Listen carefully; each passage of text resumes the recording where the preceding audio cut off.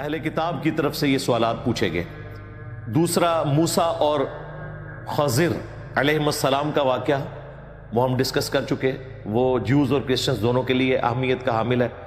اور تیسرا آج آخری واقعہ آئے گا ذوالقرنین بادشاہ سے متعلق، جو اسپیسیفکلی یہودیوں کے لیے بہت رسپیکٹیبل پرسنالٹی تھے. ہمارے جو پرانے مفسرین ہیں انہیں اس بادشاہ سے متعلق صحیح علم نہیں تھا. یعنی آج سے 150 سال پہلے تک، جب تک کہ ذوالقرنین بادشاہ کا مجسمہ دریافت نہیں ہوا تھا ایران سے، اس وقت تک کسی کو نہیں پتا تھا کہ یہ ذوالقرنین بادشاہ کون ہے. بعض پرانے لوگوں نے اسکندر اعظم کو ذوالقرنین ڈکلیئر کر دیا کیونکہ وہ بھی قبل از مسیح تھا، لیکن اس کا تو کوئی کردار موحدانہ ہے ہی نہیں تھا، وہ تو مشرک تھا. اس کے علاوہ بھی چند مختلف بادشاہوں کے حوالے سے لوگوں نے لکھا، لیکن کسی کو ڈیفینیٹلی نہیں پتا تھا. یہ جس ایرا میں ہم بیٹھے ہیں، ہماری خوش نصیبی ہے کہ ہمیں ذوالقرنین بادشاہ سے متعلق وہ انفارمیشن حاصل ہے جو پچھلے آلموسٹ 1250 سال تک کسی کو نہیں پتا تھی، جب تک کہ کھنڈرات نہیں ملے تھے ایران کے اندر اور ان میں سے مجسمہ ذوالقرنین کا نہیں نکلا تھا. وہ جب نکلا تو پھر پوری ہسٹری سامنے آ گئی. اور سب سے پہلے اس ماڈرن ایرا میں مولانا ابوالکلام آزاد رحمہ اللہ تعالی نے اس ٹروتھ کو ریویل کیا، اور ان کی ایفرٹ پوری دنیا میں مانی جاتی ہے.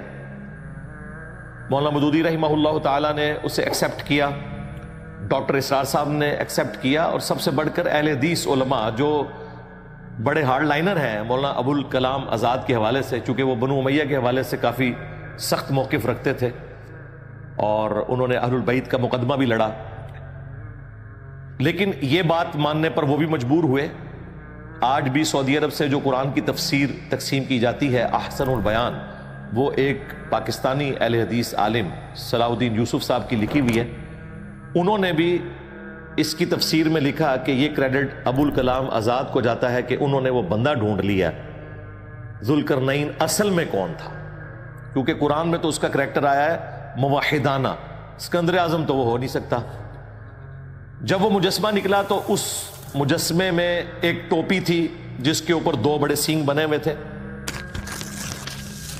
تو پھر ان کو پتا چلا کہ یہ پرشین امپائر کا جو بانی ہے سائرس، کنگ سائرس، کیخورس عربی زبان میں، اور ذوالقرنین جو قرآن میں ذکر ہوا، یہ وہ بادشاہ ہے جس نے پرشین امپائر کی بنیاد رکھی نبی صلی اللہ علیہ وآلہ وسلم کی دنیا میں تشریف آوری سے 1000 سال پہلے آلموسٹ.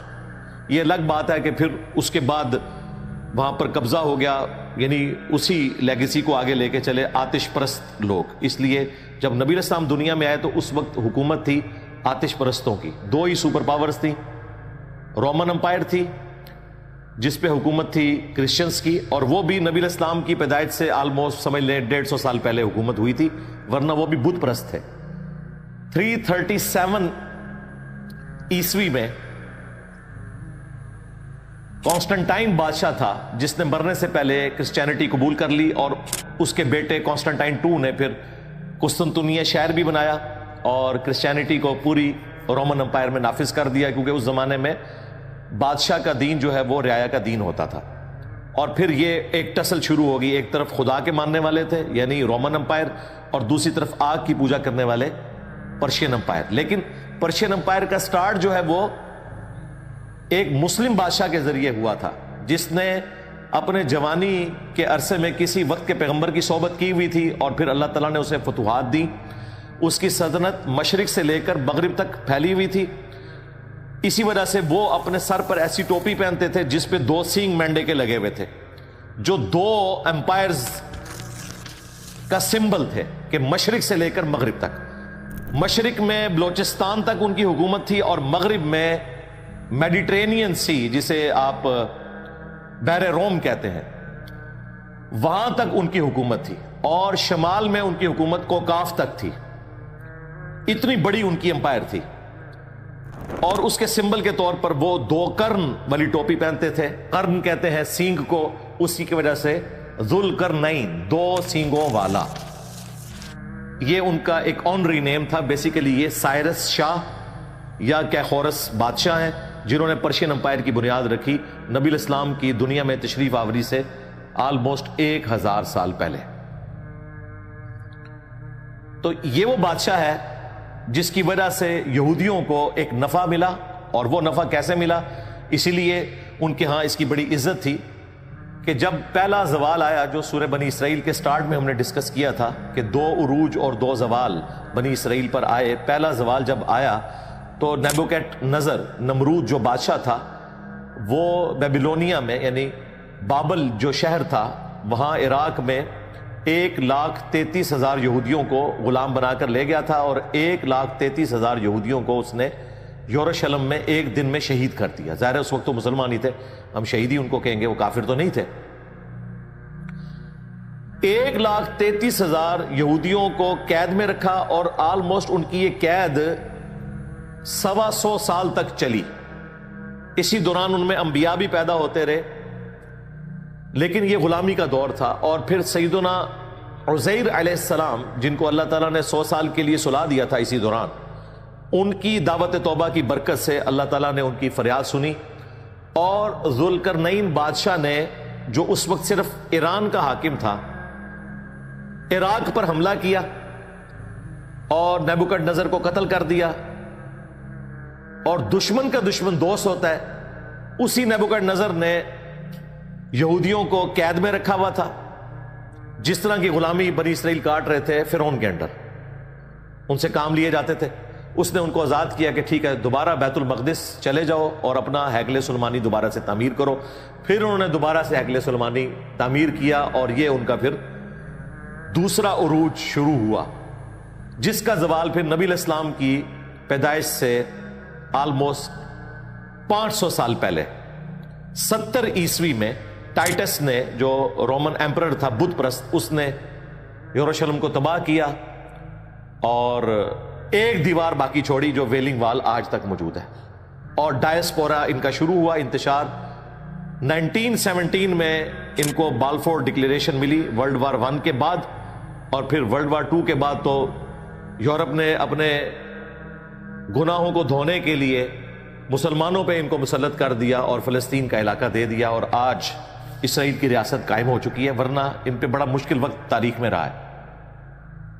تو یہ جو ذوالقرنین بادشاہ تھا یہ ہیرو مانا جاتا تھا یہودیوں کے ہاں, کہ اس کی وجہ سے ان کا دوسرا عروج شروع ہوا, کیونکہ اس نے ان کو غلامی سے نجات دی.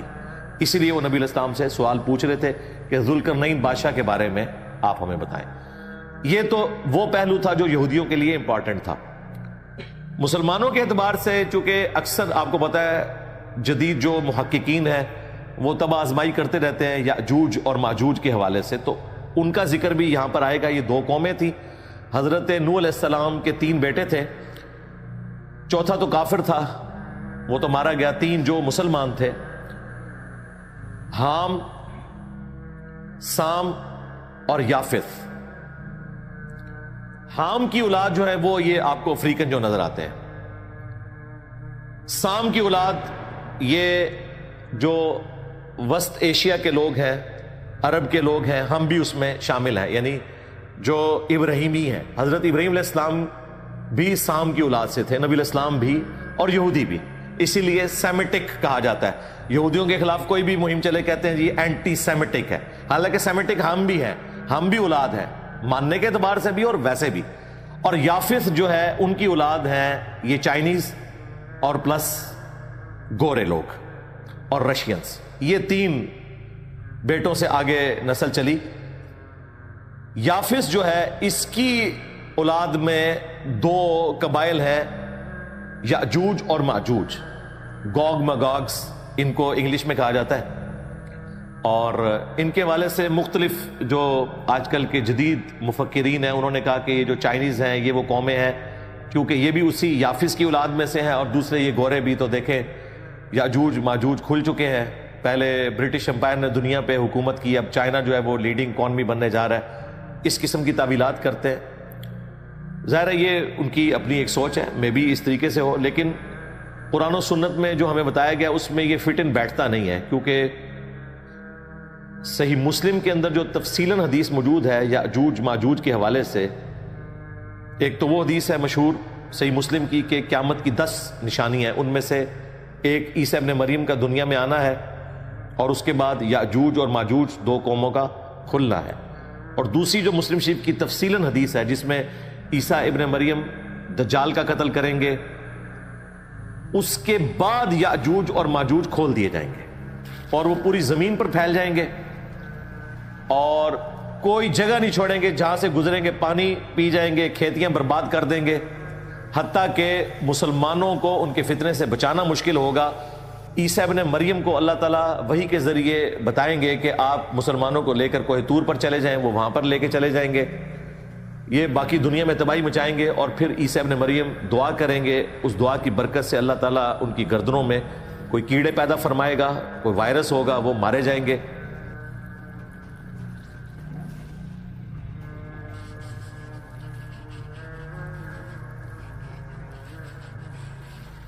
اور پھر ان کی لاشوں سے زمین بھر جائے گی، پھر اللہ تعالیٰ کی طرف سے غیبی پرندے آئیں گے جو ان کی لاشوں کو اٹھا کر لے جائیں گے، اور ان کے جو تیر ہیں وہ 7 سال تک مسلمان ایندھن کے طور پر استعمال کریں گے۔ یہ صحیح مسلم میں پوری تفصیلاً حدیث موجود ہے۔ اس سے تو یہ لگتا ہے کہ یہ قوم جو ہے وہ دجال کے قتل کے بعد کھولی جائے گی۔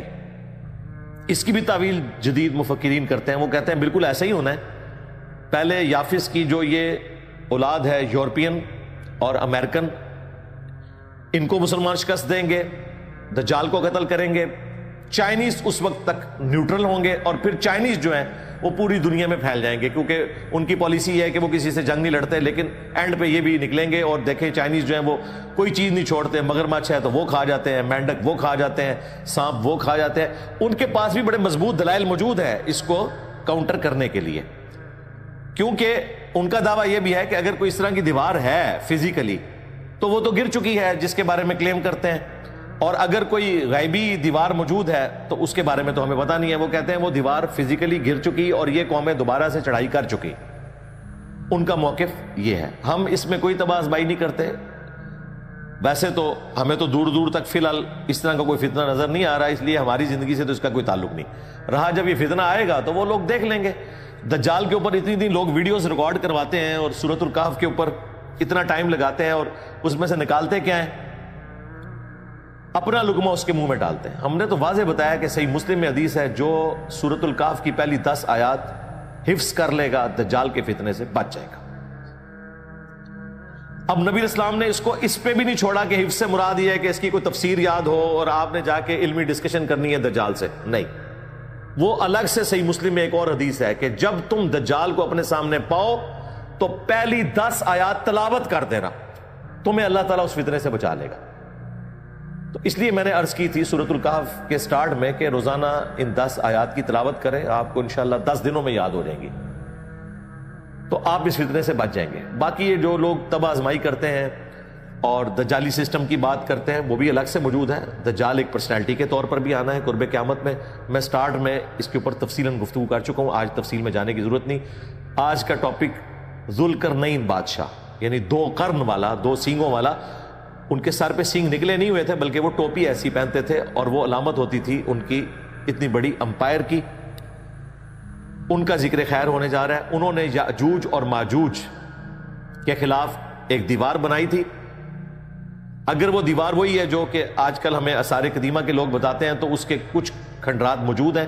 آلموسٹ وہ 50 میل لمبی تھی اور 10 فٹ چوڑی دیوار تھی، اور تقریباً 30 فٹ تک وہ اونچی دیوار تھی۔ 2 طرف کوکاف کے پہاڑ تھے اور درمیان میں ایک تنگ گھاٹی تھی جس سے یاجوج اور ماجوج حملہ آور ہوتے تھے۔ اس گھاٹی کو بند کر دیا گیا اور اب وہ قید ہیں۔ بخاری مسلم میں حدیث ہے، نبی علیہ السلام ایک دن گھبرا کر اٹھے اور آپ نے کہا کہ مجھے اللہ تعالیٰ نے دکھایا کہ ایک اتنا سا سوراخ ہو گیا ہے اس دیوار میں۔ اور ایک اور کمزور روایت ہے جامع ترمذی میں، اس کو ملا کے ایک رزلٹ نکل سکتا ہے کہ نبی علیہ السلام نے کہا کہ صبح سے شام تک وہ اس دیوار کو چاٹتے رہتے ہیں یہاں تک کہ بالکل وہ باریک ہو جاتی ہے، تو وہ کہتے ہیں کہ ہم کل دوبارہ سے اسے چاٹیں گے اور توڑ دیں گے، لیکن وہ انشاءاللہ نہیں کہتے تو اگلے دن وہ دیوار اتنی ہی ہو جاتی ہے۔ یہ روایت اگرچہ کمزور ہے لیکن فٹ ان بیٹھتی ہے بخاری مسلم کی اس حدیث میں۔ جس دن وہ یہ کہیں گے نا انشاءاللہ، تو پھر وہ دیوار توڑنے پر قادر ہو جائیں گے اور پھر پوری زمین پر پھیل جائیں گے۔ سورۃ الانبیاء میں بھی یاجوج اور ماجوج کا ذکر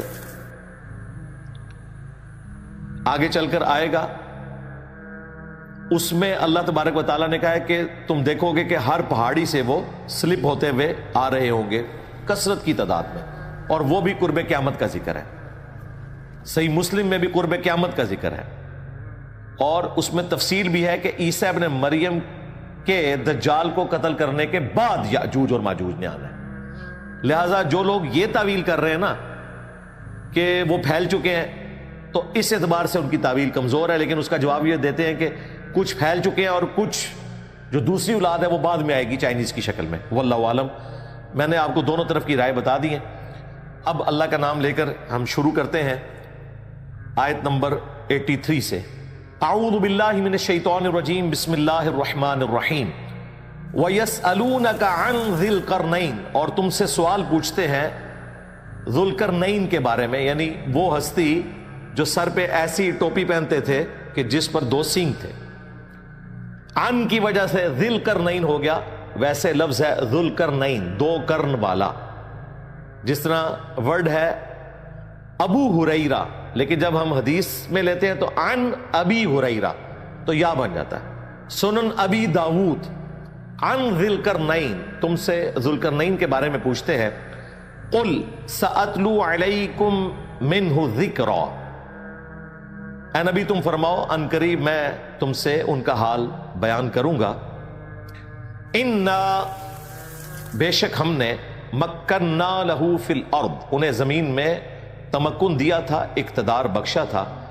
وآتیناہ من کل شیء سببا، اور ان کو ہم نے تمام ساز و سامان دیے تھے، یعنی اس وقت جتنے بھی ریسورسز اویلیبل تھے ایک بادشاہ کے پاس ہونے چاہیے جو، وہ ان کو ہم نے دیے تھے۔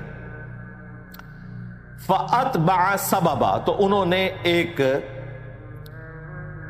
مہم اڈاپٹ کی، وہ ایک سفر پر نکلے۔ اب یہ وہ چیز ہے جس کو وہ بعض لوگ کہتے ہیں جی یہ سیڑھیوں کا ذکر ہے۔ اللہ کے بندو، پیچھے ذکر ہوا کہ ہم نے ان کو ساز و سامان دیا تھا، ان ریسورسز کے ساتھ انہوں نے ایک مہم اڈاپٹ کی۔ وہ کیا تھی؟ حتی اذا بالغ مغرب الشمس، یہاں تک کہ وہ سورج کے غروب ہونے کی جگہ پر جب پہنچے، میڈیٹرینین سی کے کنارے۔ اس وقت تک دنیا کو یہی پتا تھا، یہ تو آج سے تقریباً 400 سال پہلے کولمبس نے دریافت کیا نا امریکہ، ورنہ تو پہلے دنیا اتنی ہی تھی لوگوں کے علم میں، میڈیٹرینین سی آخری کونا ہوتا تھا۔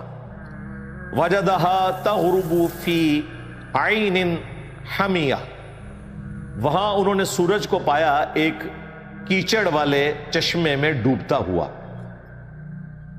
یعنی یہ ان کی آبزرویشن تھی، یہ نہیں کہ وہ چشمے میں ڈوب رہا تھا۔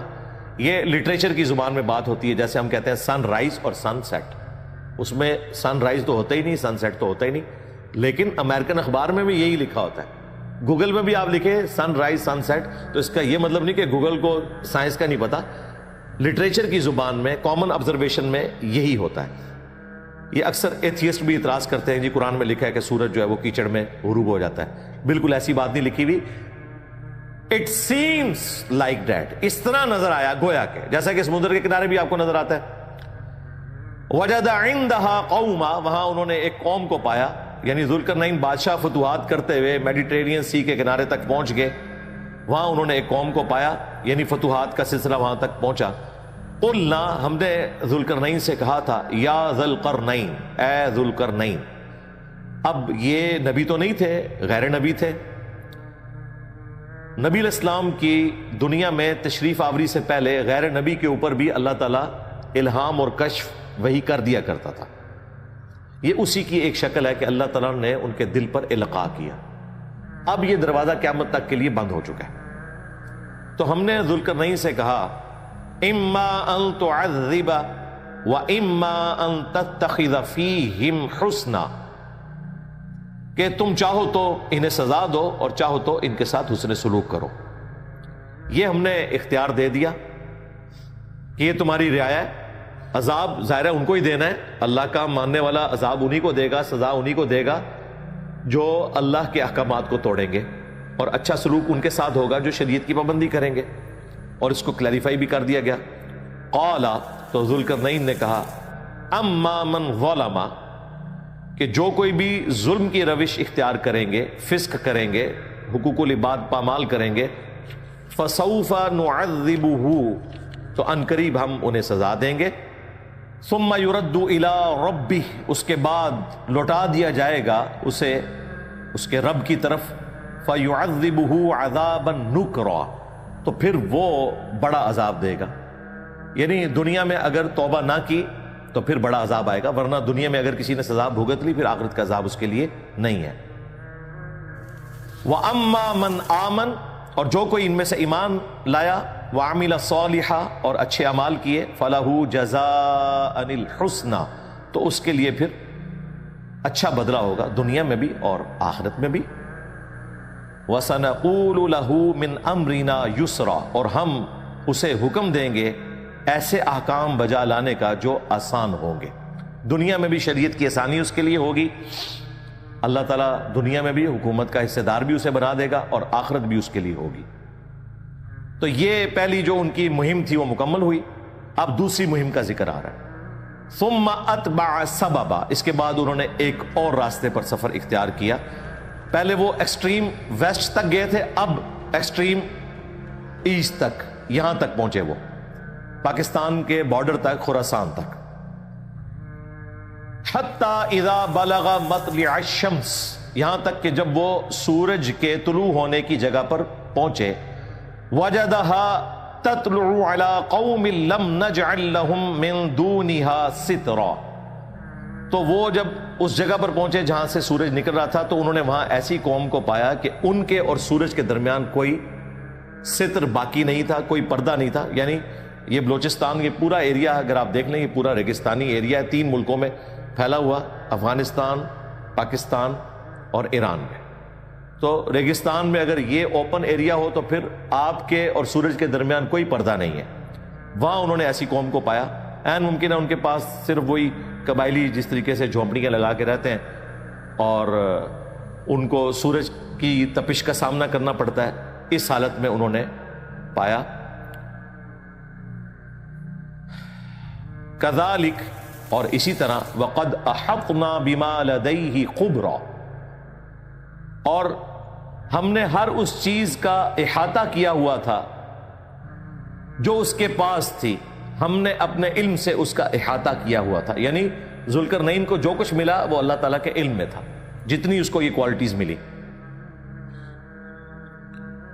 ثم اتبع سببا، اب یہ تیسرا سفر انہوں نے اختیار کیا. پہلے ایکسٹریم ویسٹ کی طرف یعنی مغرب کی طرف، پھر ایکسٹریم ایسٹ کی طرف جہاں تک وہ جا سکتے تھے، اور اس کے بعد اب شمال کی طرف، کوکاف کی طرف.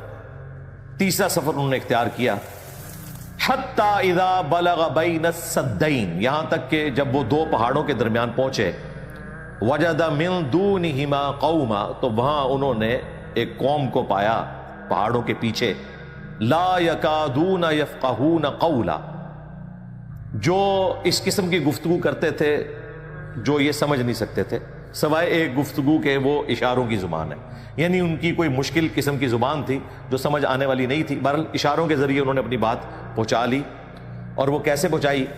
قالو، انہوں نے عرض کی، یا ذوالقرنین، اے ذوالقرنین، ان یأجوج و مأجوج، بے شک جو یأجوج اور ماجوج 2 قومیں ہیں، مفسدون فی الارض، انہوں نے زمین میں بڑا فساد مچا رکھا ہے. فہل نجعل لک خرجا، تو کیا ہم آپ کے لیے ایک خراج مقرر کر دیں، آپ کو ایک ایسا ٹیکس دیں، اور اس کے بدلے میں علی ان تجعل بیننا و بینہم سدا، کہ آپ ان کے اور ہمارے درمیان ایک دیوار کھڑی کر دیں تاکہ وہ یہ لوٹ بازاری والا معاملہ ختم ہو جائے. یہ جو درمیان کا آلموسٹ کوئی 50 میل کا فاصلہ تھا، اس کے اوپر دیوار آپ ایک بنا دیں، اور مضبوط دیوار ہونی چاہیے. اس کے لیے ہم آپ کو پیسے دے دیتے ہیں، دیواریں چین بھی جو بنی ہوئی ہے نا وہ بھی اسی لیے بنی ہے, اور اس کی لینتھ آپ کو پتا ہے کتنی ہے؟ 20,000 کلومیٹر. ہاں جی, زمین کا سرکمفرنس جو ہے وہ 40,000 کلومیٹر ہے. آدھی زمین کا چکر لگ سکتا ہے, اور یہ کئی سو سال میں بنی ہے دیواریں چین. اور اس کا مقصد بھی یہ تھا کہ دوسری طرف سے قومیں آ کر لوٹتی تھیں ان کو حفاظت کے لیے. اسی لیے انہوں نے جگہ جگہ تھوڑے تھوڑے عرصے بعد وہاں انہوں نے ایک بڑے سے برج بنائے ہوئے تھے جس میں فوجی بیٹھے ہوتے تھے تاکہ وہ آنے والی قوموں کو روک سکیں. گھوڑے بھی اس پہ چل لیتے تھے, کافی چوڑی دیوار. ابھی تو خیر یوٹیوب کی برکت سے آپ ساری چیزیں دیکھ سکتے ہیں. تو یہ دیوار بھی اس لیے بنائی جا رہی تھی کہ کسی طریقے سے ان کو روکا جا سکے. قال ما مکنی فیہ ربی خیر, تو انہوں نے کہا کہ یہ جو تم مجھے دولت کی آفر کر رہے ہو, جو کچھ مجھے میرے رب نے دیا ہے وہ اس سے بہتر ہے. تم صرف مین پاور کے طور پر میری مدد کرو, اللہ نے دولت مجھے دی ہوئی ہے, میں اس کو مینج کر لوں گا, صرف یہ کام کرو. فَأَعِینُونِی بِقُوَّةٍ, پس تم جسمانی مشقت کے ساتھ میری مدد کرو, مین پاور مجھے دو. اجعل بینکم وبینہم ردما, تاکہ میں تمہارے ان کے درمیان ایک آڑ قائم کر دوں. اب حیران کن بات ہے کہ یہ جو آیت ہے نا اس کا یہ ٹکڑا فَأَعِینُونِی بِقُوَّةٍ, اس سے ہمارے دین تصوف کے ماننے والے لوگوں نے غیر اللہ کی مدد ثابت کی ہوئی ہے. آپ تفسیر دیکھیں, اس میں لکھا ہوگا اس سے ثابت ہوا کہ آپ غیر اللہ سے مدد مانگ سکتے ہیں.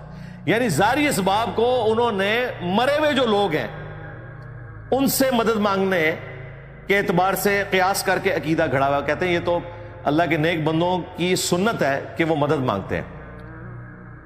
اس سے تو نیک بندے نیچے والے لوگوں سے مدد مانگ رہے ہیں, تو اصولاً یہ چاہیے کہ تمہارے بابوں کو ہم سے مدد مانگنی چاہیے, ہم ان کے مشکل کشاں ہیں. لو سامو, کیونکہ ذوالقرنین نے مدد مانگی ہے عوام الناس سے, تو پھر آپ نے صحیح طریقے سے رزلٹ نکالنا ہے. یعنی کہ ہم مشکل کشاں ہیں علی اجویری صاحب کے بھی, غوث پاک کے بھی, فرید الدین گنج شکر کے بھی, کیونکہ وہ ہم سے مدد مانگیں گے. ٹھیک ہے, ہمیں قبول ہے, ہم ان کے مشکل کشاں ہیں. ظاہری اسباب, مرنے کے بعد نہیں, دنیا میں مرنے کے بعد آخرت کی زندگی میں جو ہے اس کا اس دنیا سے کوئی رشتہ نہیں. کہتے ہیں نہیں جی شہید زندہ ہے. ہم کہتے ہیں شہید زندہ ہے تو اس کی بیوہ نکاح کیوں کر لیتی ہے؟